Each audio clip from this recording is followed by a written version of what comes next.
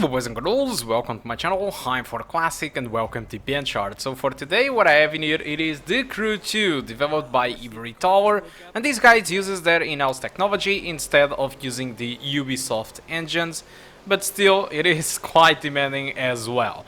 Alright, so let's take a look on the graphical settings. So I'm playing the game with 1080p median settings. This is for me the best settings to use with these graphic cards listed on the title. And despite I have a frame rate limit of 60, I probably would play with a 30 frames per second lock. So looking to the requirements, these guys say that you need to have at least an FX CPU, 8 gigs of RAM, and an AMD HD 7870. I'm not really clear why they say the minimum it's the HD 7870 when in fact with these results I was able to get very good performance with the median settings. Well, good performance. Overall reasonable, alright?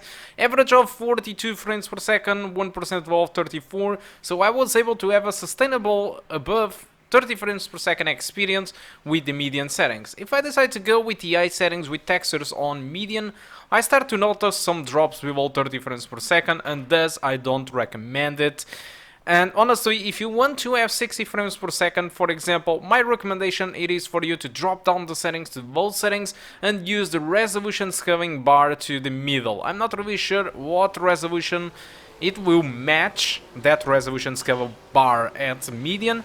But what I do notice is that obviously the graphics receive a severe downgrade, not only in clarity because of the resolution scaling, but also there is a big drop in quality between low and median settings. Honestly, the median settings, the high settings and the ultra settings looks very respectable in this game. The median settings, it looks very good in my opinion, so I think that you should stick with median settings and try to enjoy the game at 30 frames per second.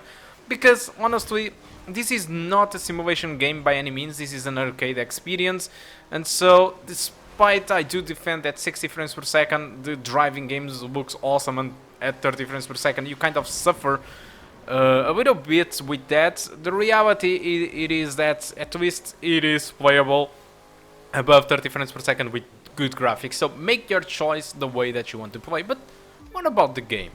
Game have been launched by 1 year by now, and it is on a massive discount on Ubisoft this weekend, so it only costs you 15 euros. I think it's a huge discount, and this is probably because, honestly, I think this game got a little bit forgotten and there isn't too much people playing it.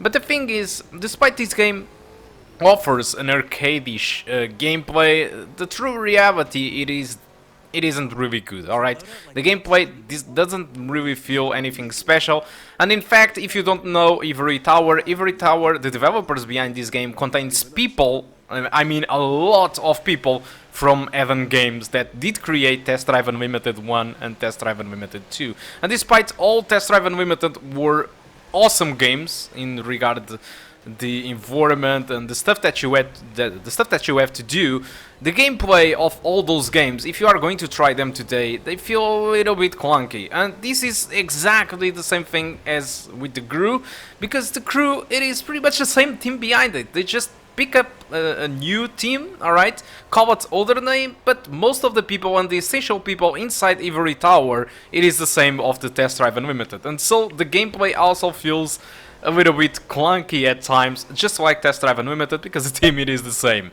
Alright, but apart from that, the graphics are amazing, and the world to explore, it is absolutely insane. You can travel by using planes, boats, motorcycles, whatever you want, you can travel in this world. It is a massive open world, it is huge, although sometimes it lacks detail in certain parts, but there are a lot of races. And the best part about it is that if you have friends to play with, there is a lot of stuff. You can create your own crew and go against other crews. You can personalize the car, tuning it at Need for Speed style.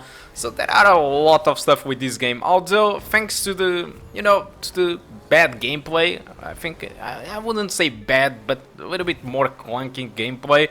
Thanks to that, and some parts being a little bit not funny, this game didn't receive enough credit in my opinion, and because of that I think it got into the forgotten land. But still, if you want to enjoy this game, like I did told you, 15 euros on Uplay, you can get this game for this very cheap price, and you can have a ton of hours of gameplay. Alright, so guys, I think that's all that I want to talk about the crew. Hope you keep enjoying the rest of the gameplay, and I do hope to see you soon. Goodbye.